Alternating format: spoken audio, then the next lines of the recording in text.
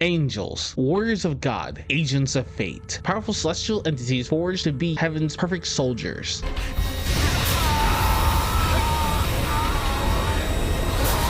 But as we've seen over the course of Supernatural, that image isn't even remotely true. They're arrogant, prideful, murderous, destructive, deceitful, apathetic, robotic. They are in so many ways the opposite of what they're meant to be, and they are a disappointment, like so many of Chuck's creations. But what happens when they break? What happens when an angel has a crack in your chassis? Welcome back to Dear Labyrinth. Today we dive into a hypothesis that might explain in full what's wrong with the angels in the supernatural universe, why they so often fall short of the standards they're supposed to embody. And to explore that, we need to examine the one angel in particular, everyone's favorite, Castiel.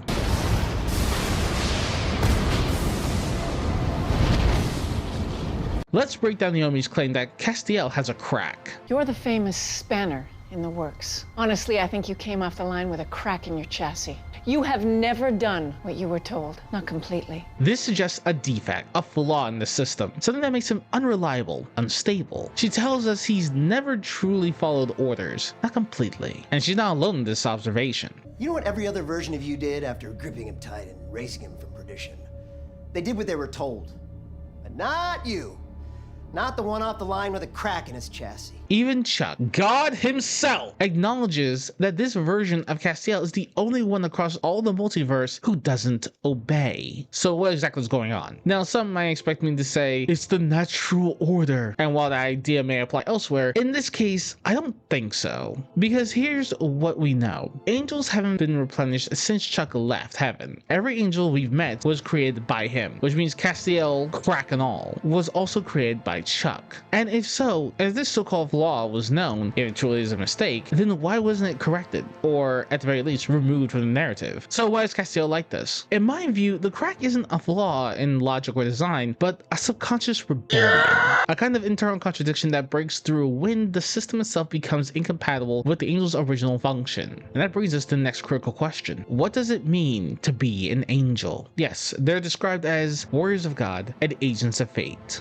A leaky pipe can undo the work of angels when we ourselves are supposed to be the agents of fate. But more importantly, they were created to be protectors, protectors of heaven, guardians of earth, stewards of the word of God, and wardens of humanity. If that's their original purpose, then what is Castiel rebelling against? We already know this isn't something Chuck deliberately created. That tells us the crack didn't originate with God. It's the result of something that happened after he left heaven. So let's talk about what happened when Chuck left. The archangels, specifically Michael and Raphael, took over. But then they started to scheme. The Archangels decided if they couldn't have Dad, they'd take over the universe themselves. That much is clear, but they didn't maintain heaven's order through sheer power alone. They used reprogramming, memory erasure, behavioral conditioning, and that opens up a disturbing question. Why would archangels, celestial generals forged at the very beginning of time, need to reprogram their own kind? Should their authority be absolute? Let's look at what happened to those who didn't submit. We have Metatron, the scrap of God. He fled to Earth when Michael ordered his capture because he didn't want the words of God to be twisted into tools of control. The Grigori, a powerful group of angels more formidable than Seraphim, also fled to Earth, choosing exile over compliance. They became what heaven called abominations, feeding on human souls to survive. Gabriel, an archangel, faked his death and disguised himself as the pagan god Loki, all to escape the growing horror of what heaven was becoming. These aren't small defections. They were desertions from the core. They tell us something happened to heaven that terrified even some of its most powerful beings. And that leads us to one of the most sinister elements in all the supernatural universe, the intelligence division of heaven. This division wasn't about strategy or defense, it was about control. It modern angels rewrote them, erased their memories. Its mission was simple: enforce obedience no matter the cost. Lucifer's rebellion made one thing painfully clear: angels have free will. And that single truth was enough to justify heaven rewriting itself to suppress that will entirely. We're supposed to be their shepherds,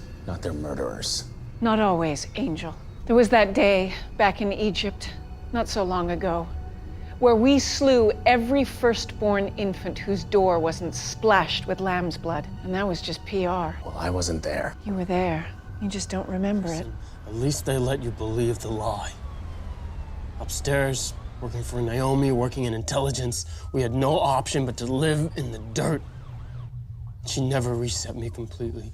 I always knew too much. I had to do my job. This tells us that heaven intentionally erased the memories of atrocities from its angels. But why? Because angels operate on the moral imperative. They need to believe that they are acting in righteousness. If they start to question that, the system falls apart. Of course it does. It's God's will.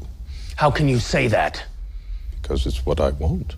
This is why, especially in the earlier years of Supernatural, so many high-ranking angels seemed smug, sadistic, and emotionally detached when they first appeared. Because we aren't seeing angels in their pure form. We're seeing the reprogrammed angels, stripped of compassion and warped into tools of divine enforcement. They were reshaped to be statues, perfected machines. But even Chuck couldn't make true perfection, not without destroying what made angels angels to begin with. And when Metatron cast a spell to eject angels from heaven, that artificial structure crumbled. For millennia, heaven ran like a machine, a rigid order, a chain of command. But when the fall occurred, angels suddenly found themselves without orders, without purpose, without the narrative that kept them functioning. They were fractured.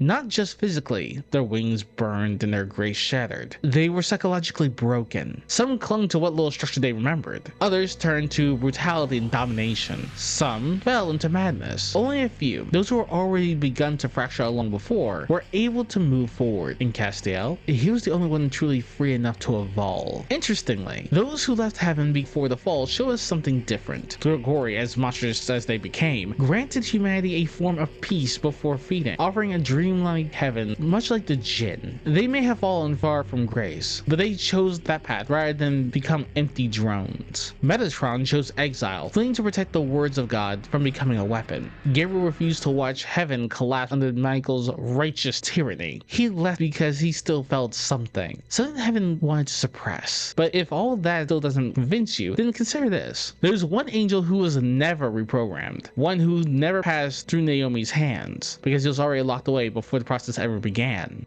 Gadriel, the angel who was imprisoned in heaven's darkest cell after failing to stop the serpent in Eden. He was locked away for millennia, never reprogrammed, never conditioned. And when he was released, he didn't become a tyrant. He didn't become a zealot. He just wanted a chance to make things right. An impossible task against an archangel like Lucifer, but Gadriel tried anyway. Not out of pride, but out of duty. And when he realized that he was being manipulated again, this time by Metatron, he gave his life to make it right. Move to the other side of your cell, Castiel, and keep your head down. What are you doing? When they say my name, perhaps I won't just be the one who let the serpent in. Perhaps I will be known as one of the many Real? who gave heaven a second chance. Run, sister. It's real.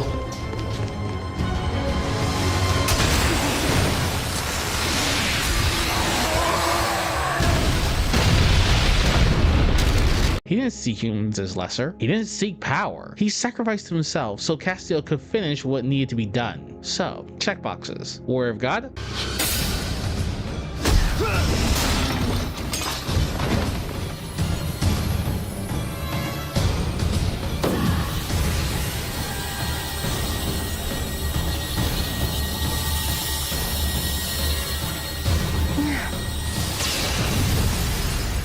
Check. Agent of Fate.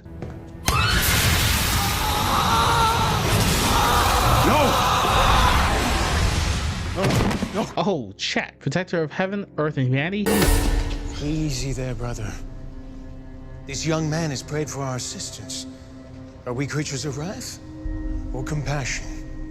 I would argue the latter. Oh, absolutely. Now compare him to Zachariah, to Naomi, to the countless obedient drones that surrounded them. It's night and day. So what is the crack? It's not malfunction. It's not a bug. It's the base programming of angels fighting to reassert itself against what heaven forced them to become. It's the contradiction between what they're meant to be and what they're forced to be. Castiel's crack isn't weakness. It's the last thread of truth in a system that spent eons lying to itself. And no matter how many times he has been reset,